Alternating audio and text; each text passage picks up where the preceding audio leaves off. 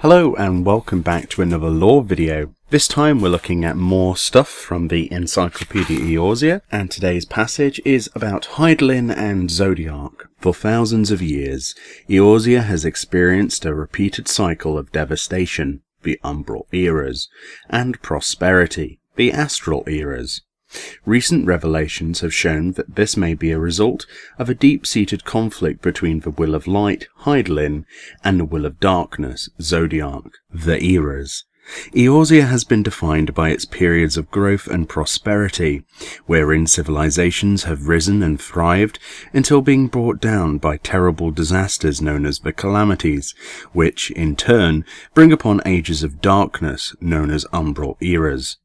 The most recent calamity occurred a mere 5 years past, and constituted a night of destruction which ushered in a period of chaos and uncertainty known as the 7th Umbral Era. This calamity was a result of the fall of Hydaelyn's lesser moon, Dalamud, in the 1572nd year of the 6th Astral Era.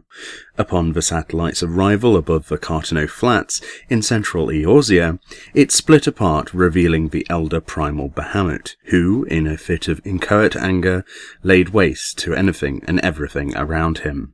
Up until Dalamud's fall, many 6th Astral Era scholars convinced themselves that the fact there had already been 6 calamities, each representing one of the 6 elements, was proof there could not be a 7th, and that the 6th Astral Era would last indefinitely. However, subsequent study of Garlean Empire legatus Neil Vandanus's Meteor project would eventually lead the scholars to the conclusion that the attack by Bahamut was indeed a calamity, though one not represented by any one element, but rather consisting of all the elements charged astrally. Following much deliberation between the scholars and the ruling parties of each of the 4 Eorzean city-states, the consensus was finally made to deem the years following Bahamut's advent the 7th Umbral Era, the Ascians.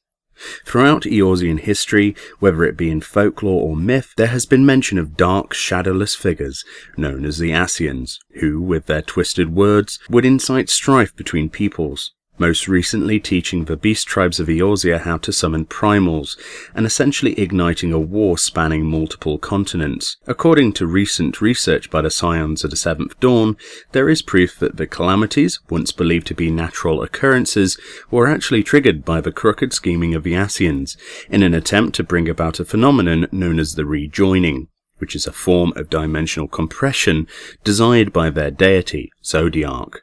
Dimensional compression. But what is dimensional compression? The students of Baldessian and Scions of the Seventh Dawn have both allocated resources into learning more about the phenomenon. Their findings are as follows. Deep within the ethereal sea, light and darkness wage a never-ending war against each other. Equal in strength, their battles end in standstills, maintaining balance in the world. However, there was a period when the strength of darkness grew, disrupting this balance. From within the Mother Crystal, the will of light Hydaelyn passed judgment that darkness should be physically excised from the planet, and cast the will of darkness Zodiark into space, where it became the moon. However, in doing so, Hydaelyn tore the very dimensional fabric, creating a rift which spawned forth 13 mirror images, which have since evolved separately from the original. The hypothesis continues by stating that of the 14 parallel dimensions, the original upon which Eorzea exists, 7 have already faded into oblivion at the hands of the Ascians, who, from the safety of Eorzea, work to topple the walls between dimensions, causing them to collapse in on themselves. Their purpose? To regather the ether distributed amongst the 13 mirrored planes and concentrate it back to the original, where it can be used to wake the exiled Zodiark and restore him to his rightful place back within Hydaelyn. This process, compressing 14 dimensions back into one, is what the Ascians refer to as the Ardor, and it most certainly spells destruction of life on Hydaelyn as we know it. In the moons before the calamity struck and ushered in the 7th Umbral Era, Eorzea saw the rise of unlikely heroes who took up their blades to stave off impending doom. However, despite their countless deeds, the names and faces of those brave men and women have been mysteriously erased from the minds of Eorzeans, all that remains being a searing white brilliance that blinds us from memories that should exist. These shades have since been dubbed the Warriors of Light, and while their identities may never fully be known by most, their deeds will live on in legend for all eternity. The Echo. So, who were these Warriors of Light who led Eorzea back from the precipice of destruction? Study of ancient documents, from musty tomes to wall carvings, shows us they are not unique to the 6th Astral Era, and that similar heroes have appeared before every calamity to ensure mankind endures.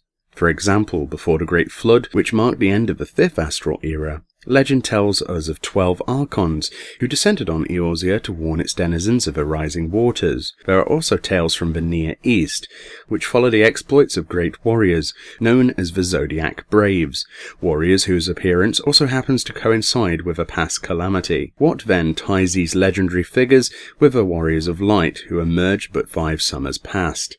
One answer might be the Mother Crystal, and the power she is hypothesized as providing to those of her choosing. Eorzean myth is full of tales of heroes who have been granted seemingly otherworldly powers. While much of this can be attributed to embellishments by bards looking to add spice to their honeyed tales of sword and sorcery, might it be that these tales also speak some truth, as the powers which they describe are often similar to ones documented by the Signs of the Seventh Dawn, as being experienced by those few who had had contact with Hydaelyn. This power, known as the Echo, comes in many forms, several of which are listed below. The power to transcend worlds. For those blessed with the power to transcend worlds, language no longer poses a barrier to intercultural communication. Voiced utterances fade and are replaced by an internal understanding of another's intentions. Conversely, words spoken by one with this power are immediately understood by all, without the need of linguistic interpretation. The power to transcend time. Those granted with this form of the Echo can mentally travel back in time to witness occurrences experienced by another. It was originally thought that proximity with the memory holder was necessary for transcension. However, it has recently been discovered that residual mnemonic ether lingering in a location can also trigger these third-person flashbacks. There have been cases reported of individuals who, through the manifestation of Hydaelyn's very light, can walk the ethereal plane and communicate directly with the planet herself. If recollections of self-proclaimed heroes are to be believed, Hydaelyn will often attempt to make contact with those who possess the Echo. Sometimes in the form of a voice, other times in the form of a vision, and still other times in the form of enhanced senses or protective barriers to shield against powerful magics. These boons have been called blessings of light, yet despite their frequency little is known about them. However, it is assumed that many of these miracles, which appear in myth and legend, are actually instances of Hydaelyn bestowing her blessing upon an individual. And thus closes the chapter on Hydaelyn and Zodiark. It's interesting to note then, at the end of that cutscene with the Ascians standing on the moon makes a hell of a lot more sense to me now, after reading that passage. It's an interesting prospect for the future, and we got more of the 14 parallel world storyline inside Omega. It remains to be seen where the storyline will end up, but it's exciting to say the least. Thank you very much for watching this video. I've been Meoni, and I'll see you next time.